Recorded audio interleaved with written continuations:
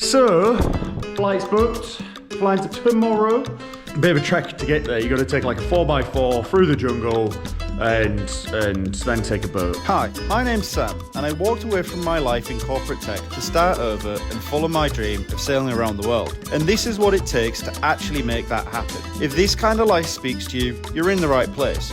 So subscribe and come along for the ride. Because remember, one day you'll either be sitting in a rocking chair telling stories or wondering why you never lived. Alright people, welcome back to the channel. Like I said last week, I said this is not going to deter me. I'm going to keep moving forward, and I'm packing my whole life now. This is what moving forward. Good old Yorkshire tea. You haven't tried it, the best tea in the world. So after the conversation with Drew, me and him had a bit of a heart-to-heart, and he said, you know what, the best way to find a boat is to be on the ground. And I'm thinking in my head, I can't go to every boat that I want to buy all around the world, because I'll be constantly flying around the world and my budget will be gone just on flying around the world. So I'm thinking, where's huge hubs? And Fort Lauderdale kept coming up, right? But it's hurricane season and I do want to get sailing. I don't just want to buy a boat and then be stuck until the hurricane season's over in November in the US. It's not for me, okay?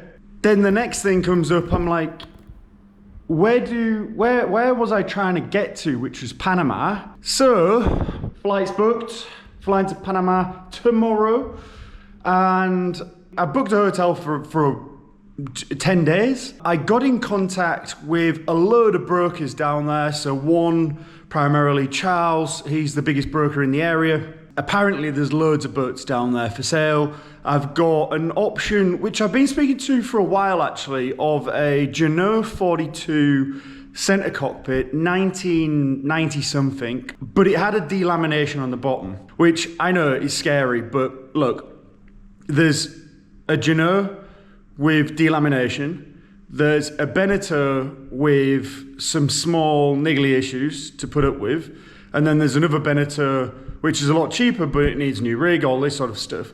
So the thing about buying a boat that I've learned, probably the hard way at this point, well, at least $2,000 out of pocket,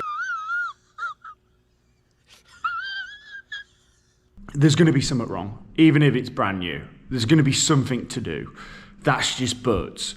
What am I comfortable with putting up with in fixing myself or getting someone else to fix it while maintaining a budget? That's the fine balance I'm trying to strike now, which is why I'm looking at stuff like a Jeanneau delamination.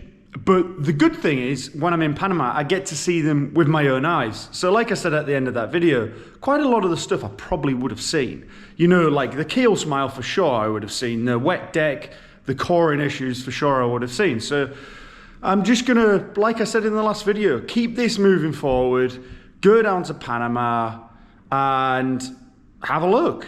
So no longer is this channel me in my house. It's finally gonna be involving boats and then hopefully sailing, because like honestly the dream now, like literally what I dreamt about last night, is buying a boat, sailing to the Sandblast Islands, eating lobster and crab every day for months, and then either sailing across the Pacific or sailing up the Caribbean. I can sail up into the Caribbean, I think November when the hurricane season's open, and then I can sail across the Pacific in February. So I might combine the two, to be honest with you, which sounds like a good plan. Very, very exciting. I'm just contemplating now, do I pack my whole life?